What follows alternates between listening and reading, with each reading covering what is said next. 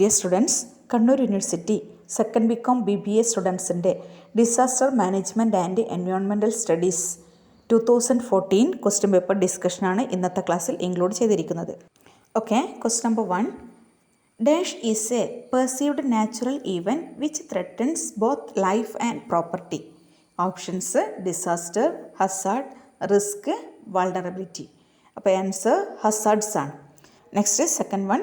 Dash encompasses those measures taken before a disaster which are aimed at minimizing loss of life, etc. Options: prevention, mitigation, preparedness, rehabilitation. Answer: preparedness. അതായത് awareness, education, preparedness, prediction and warning system can reduce the impact of a natural disaster on communities. Next, third one. Which one of the following is an exogenous hazard? Options: cyclones, earthquake, volcanic eruption, landslides. Answer: cyclones. Exogenous hazard means hazards which originate above the surface of the earth. Okay, and next one. Which of the following is a slow disaster? Options: earthquake, cyclones, famine, flood. അപ്പോൾ correct answer famine ആണ്. Famine means ക്ഷാമാണ്. അപ്പോൾ ബാക്കി earth cyclones, flood ഇതൊക്കെ എന്താണ്? Rapid disasters ആണ്. Next one. Hazards are created by nature. True or false? Answer true ആണ്. Hazards are created by nature. Sixth one. Rehabilitation is the advance planning and environmental protection. True or false? False ആണ്. കാരണം rehabilitation advance planning അല്ല. അതെന്താണ്? ഏതെങ്കിലും രീതിയിലുള്ള ഒരു ദുരന്തം ഉണ്ടായിക്കഴിഞ്ഞാൽ അതിൽ നിന്ന് ജനങ്ങളെ പൂർവ്വസ്ഥിതിയിലേക്ക് കൊണ്ടുവരുന്നത്, മാറ്റി താമസിപ്പിച്ചതിന് ശേഷം പൂർവ്വസ്ഥിതിയിലേക്ക് കൊണ്ടുവരുന്നതാണ് റീഹാബിലിറ്റേഷൻ. അപ്പോൾ അതെന്തല്ല? അഡ്വാൻസ് പ്ലാനിങ് അല്ല. Next one. Soil erosion is a man induced hazard. True or false? എന്താണ്? ട്രൂ ആണ്. ആൻസർ സോയിൽ ഇറോഷൻ എന്താണ്?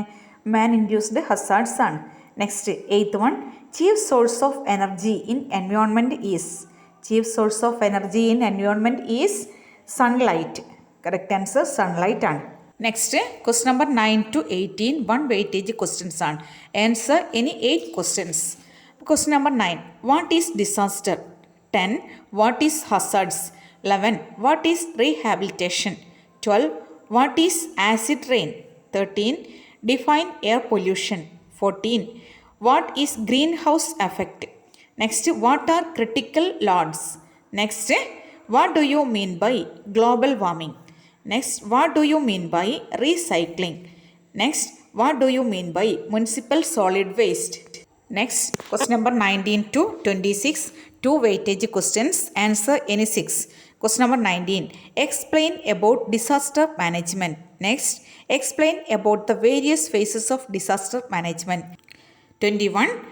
What are the impact of disaster? 22.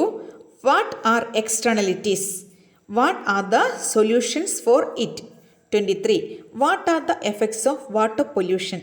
24. Explain about air quality control. 25. What are the effects of ozone depletion? 26. What are the different methods of treatment of industrial effluents?